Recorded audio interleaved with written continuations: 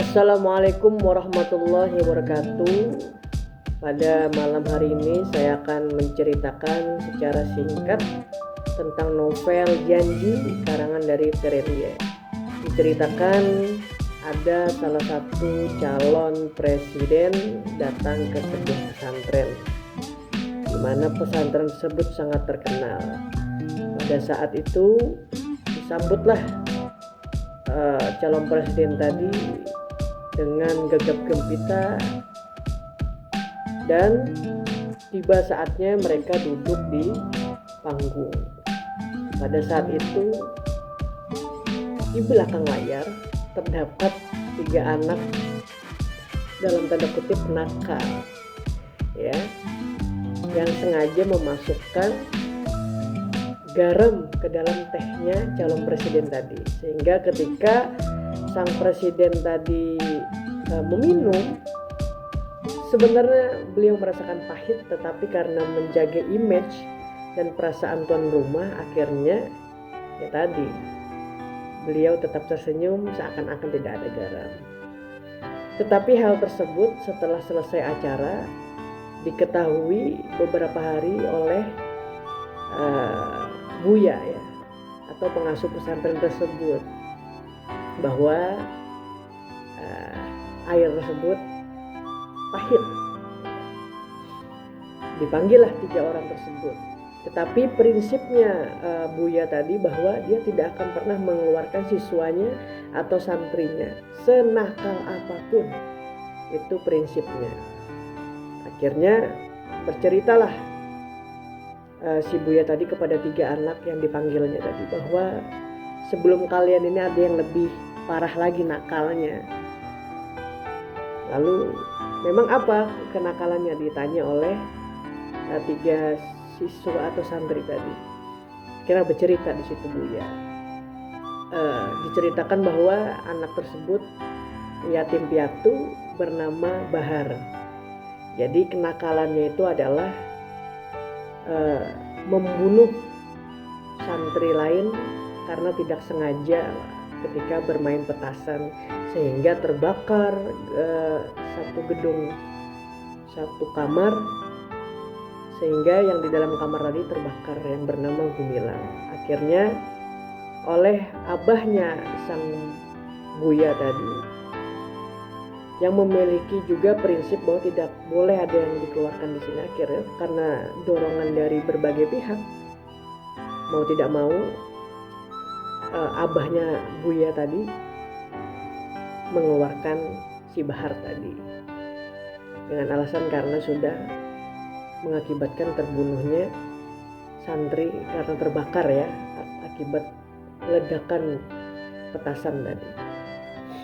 Oke, singkat cerita, beberapa bulan setelah si Bahar dikeluarkan, ayahnya sang Buya tadi itu bermimpi bahwa si Bahar tadi di dalam mimpinya itu menaiki sebuah kendaraan yang sangat spesial, yang mana ketika itu si Bahar tersenyum dan menjemput si Buya.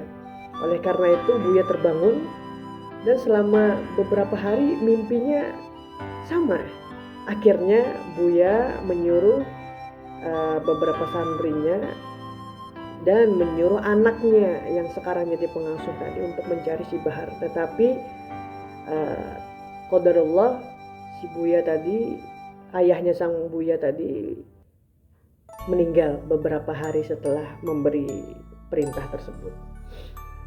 Oleh karena itu si Buya tadi memerintahkan lagi kepada si 3 anak nakal ini untuk mencari keberadaan si Bahar. Nah, petualangan segera dimulai.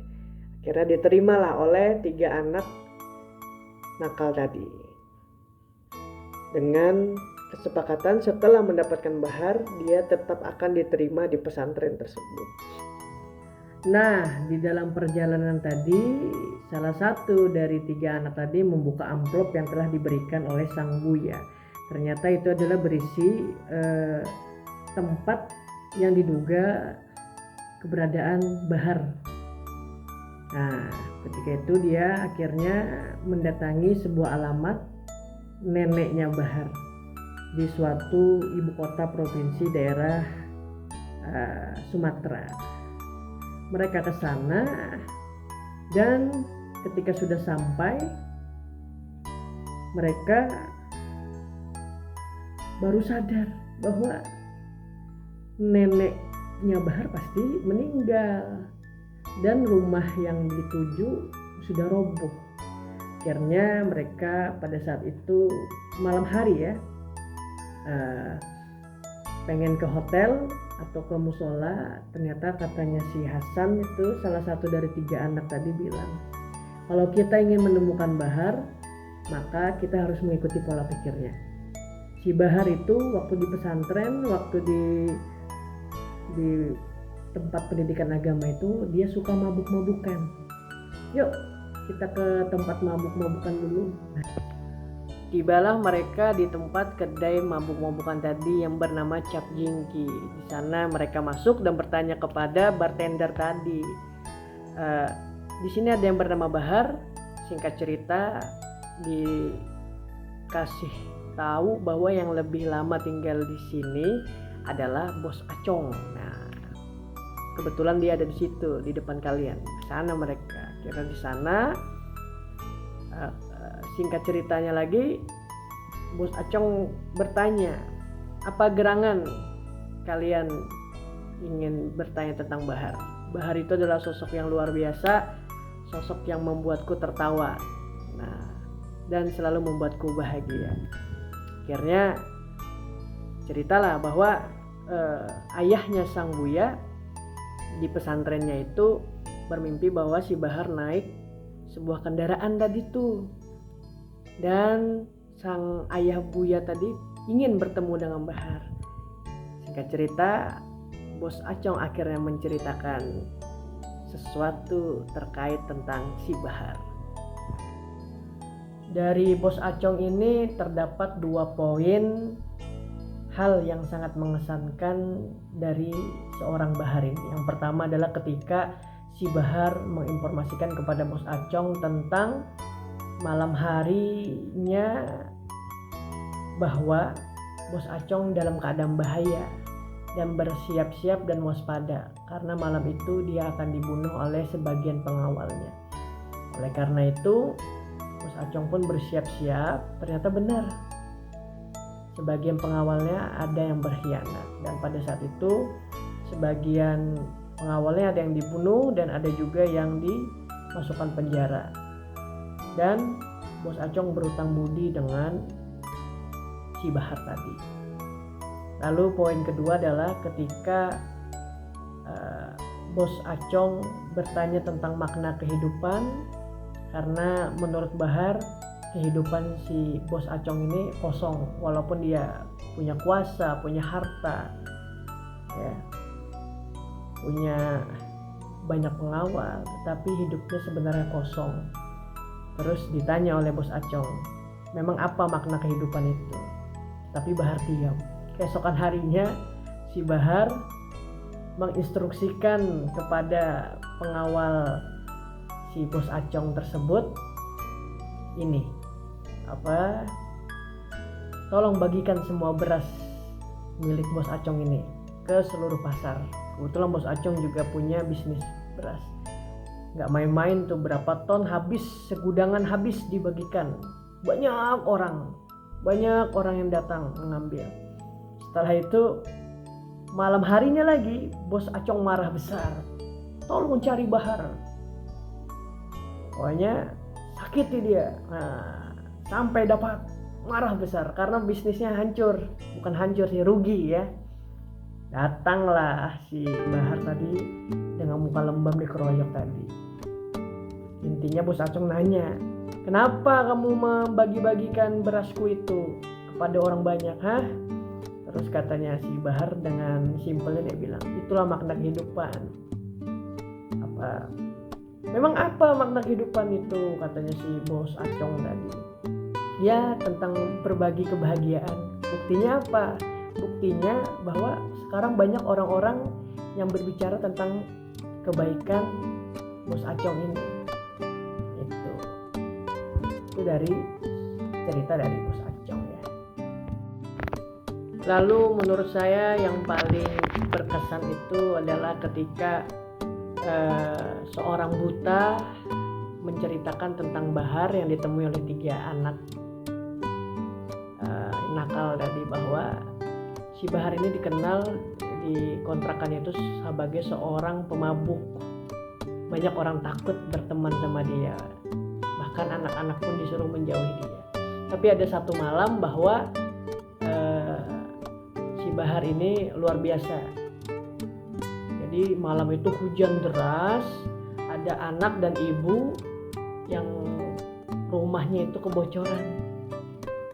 Akhirnya si Bahar pun memperbaiki kontrakan sebelahnya itu yang sedang bocor.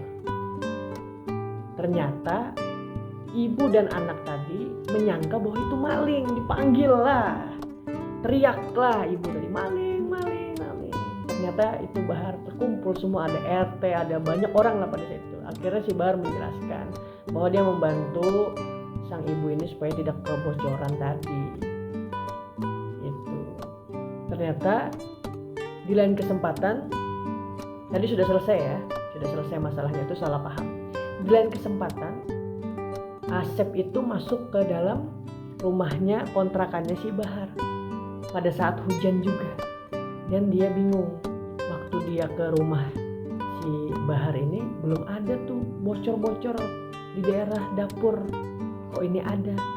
Ternyata baru Asep itu sadar bahwa atap yang digunakan untuk menembel rumah kontrakan sebelah itu adalah atap dari kontrakannya sendiri.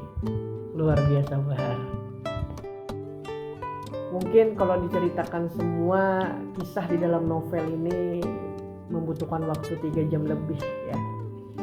Tetapi kita mengambil beberapa spot saja untuk menjelaskan kepada pembaca bahwa ini buku sangat luar biasa ya. Plot twist banget. Dan ada kata-kata yang sangat menyentuh sekali. Mengapa Sang Buya pada saat itu memimpikan Bahar naik mobil atau naik kendaraan yang sangat spesial. Di antaranya karena si Bahar tadi walaupun nakal, dalam perjalanan hidupnya menjalankan beberapa wasiat yang disampaikan oleh Sang Buya sebelum si Bahar waktu itu diusir. Di antaranya adalah ada 5 pusaka yang disampaikan oleh Sang Buya. Pertama, selalu hormati dan bantu tetanggamu. Kedua, selalu lindungi yang lemah dan teraniaya. Ketiga, senantiasa jujur dan tidak pernah mencuri. Keempat, bersabarlah atas apapun ujianmu. Kelima, bersedekah, dan bersedekahlah. Akhirnya pada saat hari pengusiran itu, kata Sang Buya begini, kau boleh pergi sekarang Bahar, tunaikan janjimu atas 5 pusaka tersebut. Aku tahu kau hari ini boleh jadi masih nakal, pemabuk, suka berjudi, suka berkelahi, tapi ada sesuatu yang spesial sekali di hatimu. Kau akan selalu berusaha menepati janji. Kau boleh pergi sekarang. Nah, ini refleksi saya sebagai guru bahwa senakal apapun murid kita harus optimis. Kita harus optimis untuk selalu mendoakan anak tersebut dan yakin bahwa semua anak itu istimewa. Terima kasih Terelie sudah menyajikan novel yang sangat luar biasa. Rugi kalau tidak membaca ini ya. Ayo buruan dibaca.